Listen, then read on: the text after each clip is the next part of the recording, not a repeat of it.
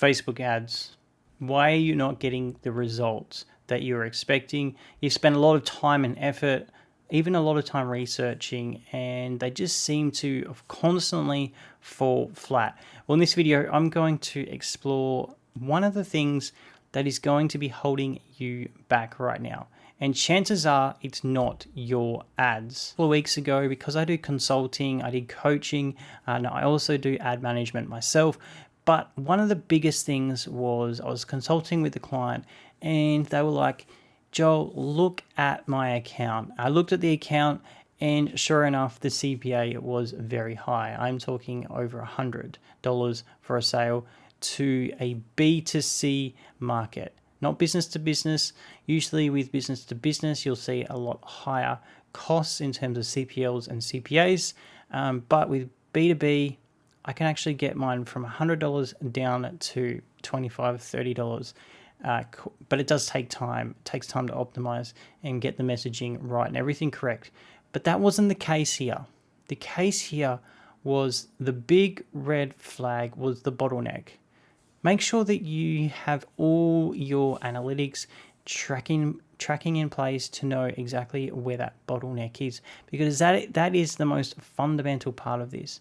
If we think about it, if we do some quick funnel math, now if we think about the funnel math here, we've got 0.5% conversion rate. Now in this example is actually 0.8, so still less than 1%. Now that is 1 out of 200 that viewed the page. And I'm just going to use view the page rather than link clicks purchased.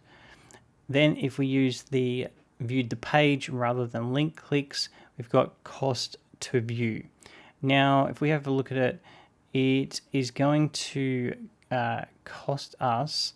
Now, if we reverse engineer this, the CPA was, the cost to get the sale was $100. Okay. Now I'm just working backwards here, because obviously I'm not going to show the account. I can't do any of that. But we have $100. So 100 divided by 200 is 50 cents. We could do the math on that anyway in our heads. 50 cents, okay, to get each different person there. Now, if we think about this, we put that there as CPA, and we do this math again.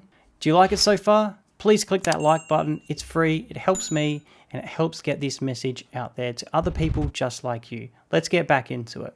Now, if we just reverse the funnel math, so now we have a benchmark that it was the cost to view was 50 cents to have that 100 CPA. Okay, now if we think about this, we're going to spend, let's just say $100 just to make this easy. Spent $100. Our new conversion rate is 1%. So that's now 1 in 100. 50 cents times, which is 50, right? I'll get the calculator out to prove it. So if we think about this, it's costing us 50 cents to get a landing page view, and we needed 100 of them.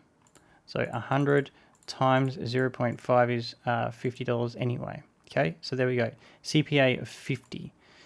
Okay, so what if we do the same example, still spend $100, and we bump this up to 2%?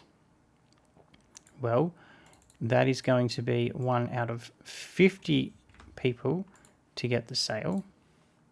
So if we do 50 times 0.5 is $25 a CPA. Now you can see the importance of increasing our conversion rates. Not always is it in the ad costs itself. The cost per view was 50 cents. Obviously that means there was a high click-through rate and a low link click. Now the whole purpose of the ad is to really pre-frame. So maybe there wasn't enough pre-frame, but I can tell you from now a couple of weeks later, this client has increased their conversion rate to over 3%. I think it's about 3.3 from 0.8. Now, if we do 0.8, it's actually 4.1 times. 4.1 times conversion rate. That's a 410% increase in conversion rate. So not always is it the ad cost that is the problem. Now, obviously, it's time to start split testing more headlines, more creatives, more copy to pre-frame, and obviously still try and work on the page to try and get it up to 4 and 5%, because every 0.2%, every 0.5% makes a huge difference to CPAs and our ROAS. Now, you're probably wondering, how exactly do we do this? And how can we do this differently without spending a lot of different time on first creating the funnel, then obviously spending time creating assets, the headlines, the creatives, running through these tests. Now, this client has been doing this for a couple of months now, running through all these different tests. How can we speed up this entire process? We can actually reverse engineer by collecting little data points along the customer journey to build out a funnel. Because if you think about it, do you think we build funnels in reverse? We kind of start at the end with the action we want them to take, the lead part of it, or the sales and the order form, the offer, all that. What if we could do it in flow of the customer journey from the start? We can do this by running ads, some micro ads, very cheap way of doing it to get some data. And that's going to help us make micro decisions. We can use AI to do this. So each different point is going to help us know which pain point exactly to tackle. And I'm not talking about variable testing or making sure that we're just doing one specific variable testing, because I can tell you that a lot of the variable testings that are done are not true variable testing. There's still too much on the ad itself, or on the page, or whatever it may be, but usually on the ad there's too much copy, there's a headline. There's just a very simple way to do it, where if you're new here, please hit that like button and the subscribe button to get instant notifications on new videos just like this one. AI to get into the market research, to look at all the pain points. We can test those pain points with ads to know exactly what our audience needs and craft that perfect lead and sales funnel from the start.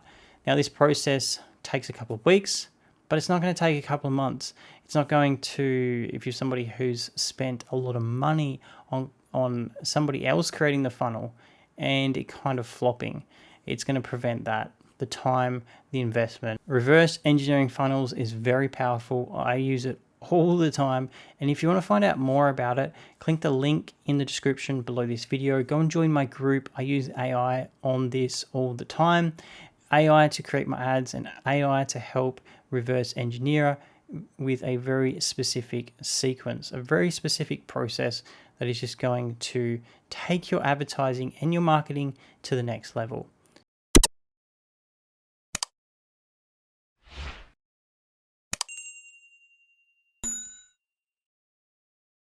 Thank you for watching. My name is Joel from AdGrit, and I look forward to seeing you in the next video.